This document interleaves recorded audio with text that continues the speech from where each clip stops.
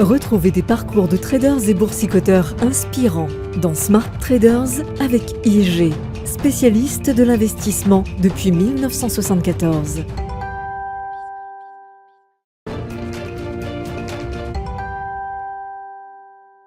Bonjour à tous, aujourd'hui dans Smart Traders, je vous raconte l'histoire des Bearston Ladies.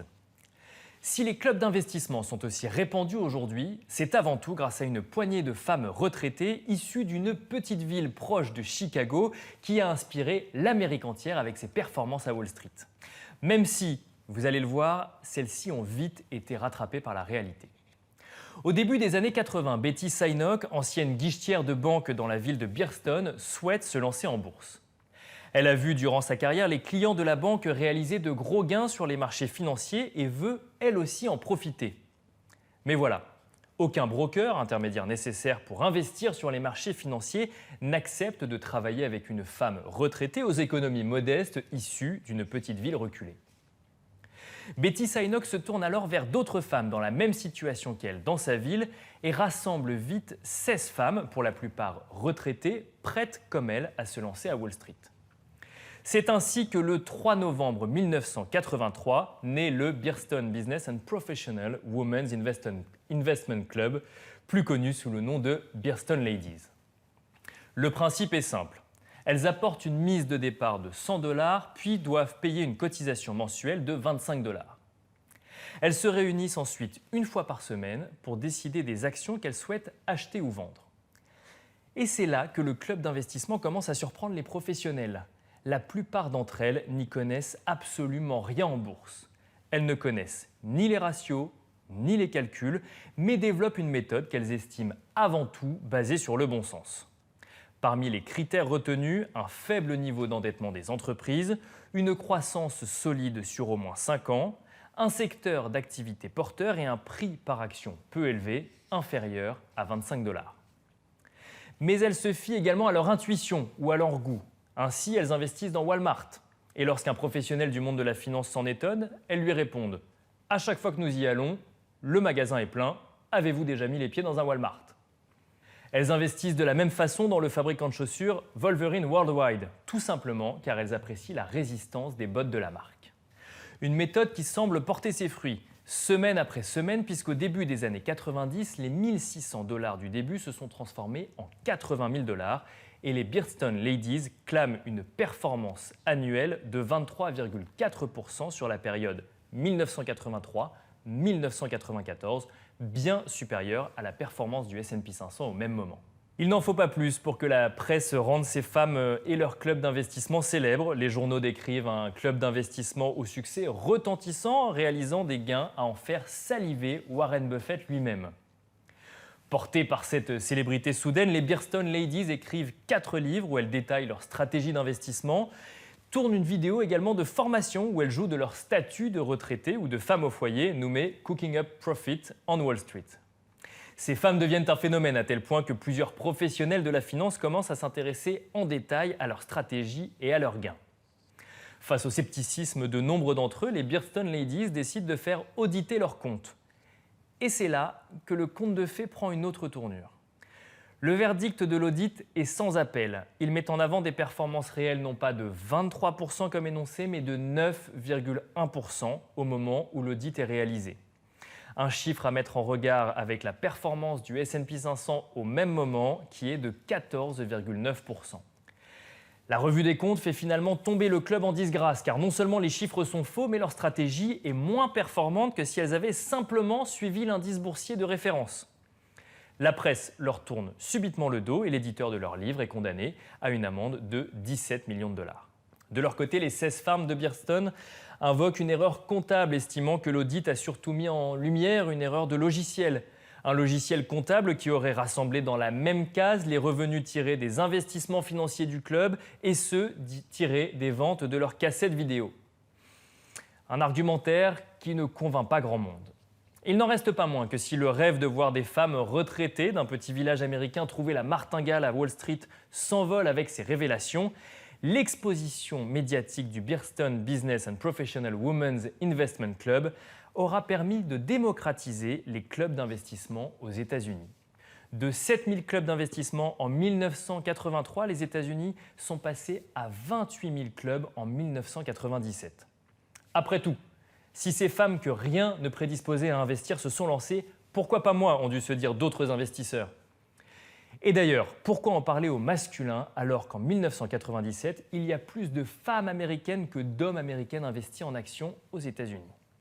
Un attrait pour ce monde complexe des marchés financiers permis par ces premiers pas réalisés par celles que l'on n'aurait jamais imaginé y voir.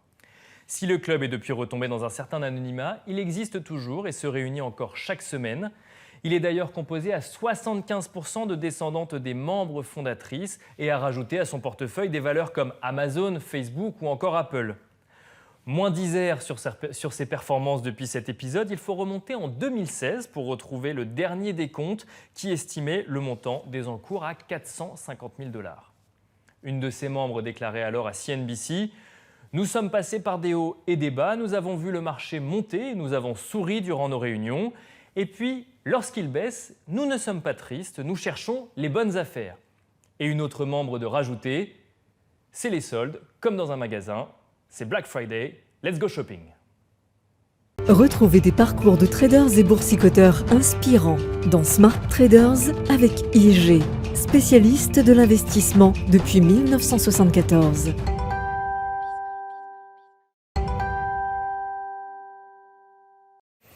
Bonjour Christophe Baird. Bonjour Nicolas.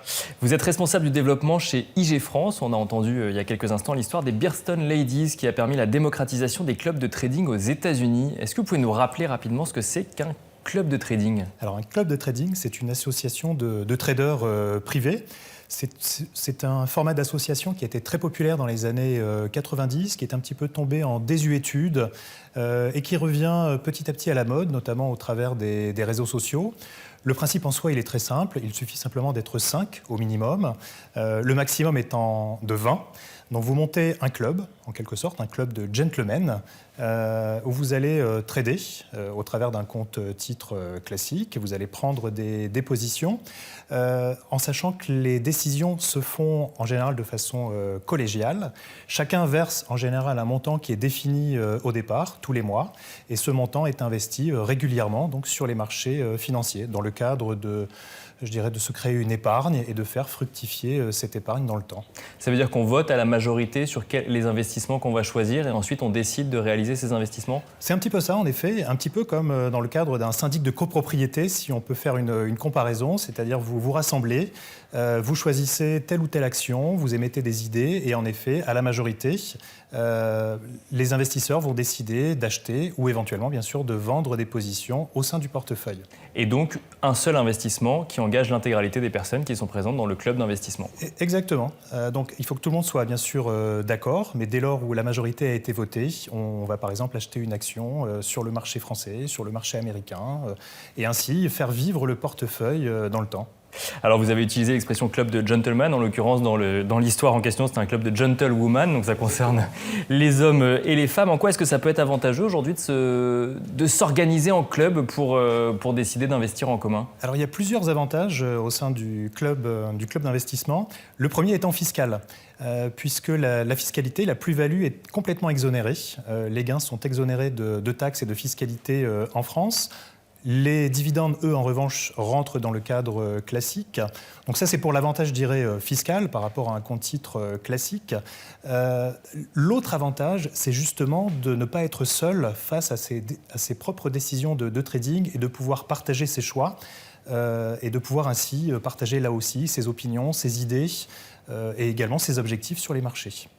Alors, ce qui peut faire un peu peur quand on parle de club d'investissement ou de club de trading, c'est qu'on se dit très bien, j'y rentre, mais quand est-ce que je vais pouvoir sortir? Quand est-ce que je vais pouvoir... si on veut arrêter de trader du jour au lendemain, on vend ses positions, on récupère ses gains. Comment ça se passe dans un club de trading? Alors, dans un club, c'est totalement libre. Vous pouvez sortir quand vous voulez. La seule condition, bien sûr, par rapport à la vie du club, c'est de toujours avoir au minimum 5 membres. Donc, si vous êtes sur un club où vous avez en effet 5 membres et que vous souhaitez sortir, cela sera en effet possible, mais dans ce cas-là, le club sera dissous de façon ferme et définitive. D'accord. En revanche, si vous êtes dans un club où, par exemple, vous avez 10 personnes, vous souhaitez en sortir, Eh bien, tout simplement, vous récupérez vos billes, votre quote-part en quelque sorte, et le club, lui, continue à vivre avec les 9 membres restants. Parce que la quote-part est rachetée par les autres membres du club ou il faut quelqu'un d'autre rentre pour pouvoir sortir ou... Non, vous pouvez sortir comme bon vous semble. Il n'y a pas besoin de coopter une nouvelle personne ou éventuellement d'avoir ce système pyramidal en quelque sorte. Vous êtes vraiment libre d'agir comme bon vous semble, comme vous le souhaitez. Vous en voyez beaucoup, vous, chez IG en France, des clubs de trading? Alors chez IG, nous n'avons pas de club d'investissement à proprement dit, puisque nous proposons essentiellement des produits de type spéculatif, comme les CFD, les options barrières, les turbos. Le club, lui, il a plutôt une vocation à faire des investissements sur le long terme, à faire fructifier de l'épargne. Donc plus type action pour le coup. On n'est pas du tout dans l'aspect spéculation, mais plus dans l'aspect investissement moyen-long terme.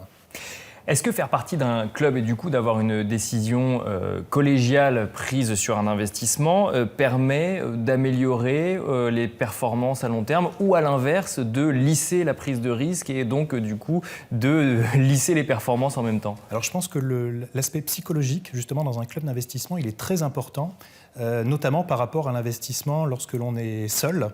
Puisque lorsque vous êtes seul, vous décidez seul de votre investissement, vous assumez seul également vos erreurs. Là, le fait d'être dans un groupe, cela permet parfois d'ailleurs de prendre des décisions beaucoup plus rapides, notamment en termes de risque, et de choisir, par exemple, lorsqu'une action tourne mal, de couper la position rapidement et de passer très vite à autre chose.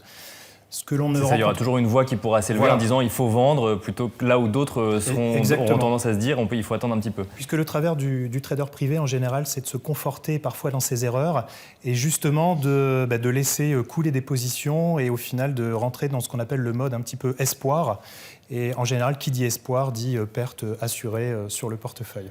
Et alors pour finir, Christophe Baird, avec l'avènement des réseaux sociaux, avec les outils numériques, est-ce qu'on peut s'attendre à une explosion du nombre de clubs de trading dans les prochaines années? Alors peut-être pas explosion. En revanche, c'est je dirais une première étape, notamment dans les primo-investisseurs qui souhaitent rentrer sur les marchés. Le fait de rentrer dans un club d'investissement, ça vous permet également d'apprendre, de partager, notamment en termes d'expérience et de savoir sur les marchés financiers avec d'autres utilisateurs. Merci beaucoup Christophe Baird. Je rappelle que vous êtes le responsable du développement chez IG France. C'était Smart Traders et on se retrouve très vite sur Bismart. C'était Smart Traders avec IG, spécialiste de l'investissement depuis 1974.